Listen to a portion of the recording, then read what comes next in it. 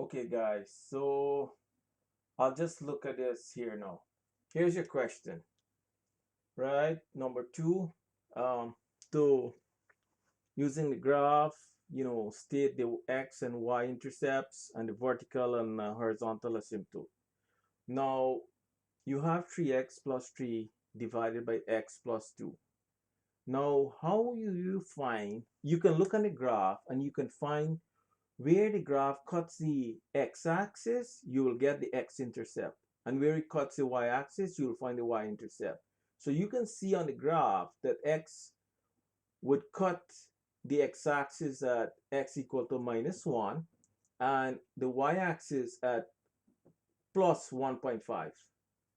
Now, let's try and, well, I already sketched here the vertical and horizontal asymptotes, right? But I'll try to solve it, right, without a graph to show you what's happening here. So how do you find the x-intercept of an equation, right, if you're graphing something? So what you do, you have to set the numerator to 0 and solve for x, right? And to find the y-intercept, you have to set x equal to 0 and solve for y.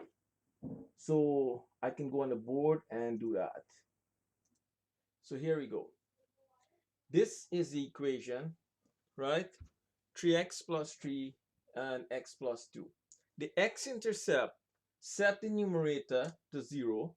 So 3x plus 3 equals 0. So you have 3x is equal to -3. You just take across this plus 3, you get the -3. You want to solve for x, so you divide by 3. So you get x, and -3 divided by 3 is -1. So you have the x-intercept.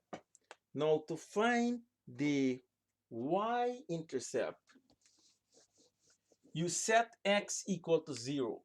So set x equals 0 in the above equation, right?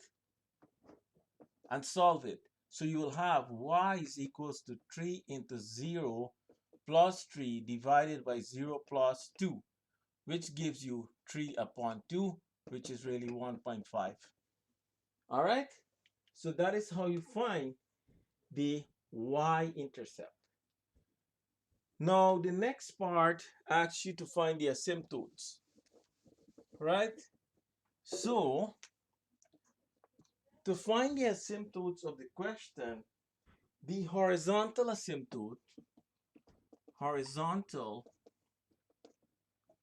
right? The power of x is the same in both the numerator and the denominator.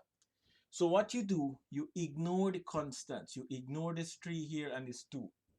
And you would have 3x upon 1x. Now, technically, you're just working with the coefficients of x here, 3 and 1.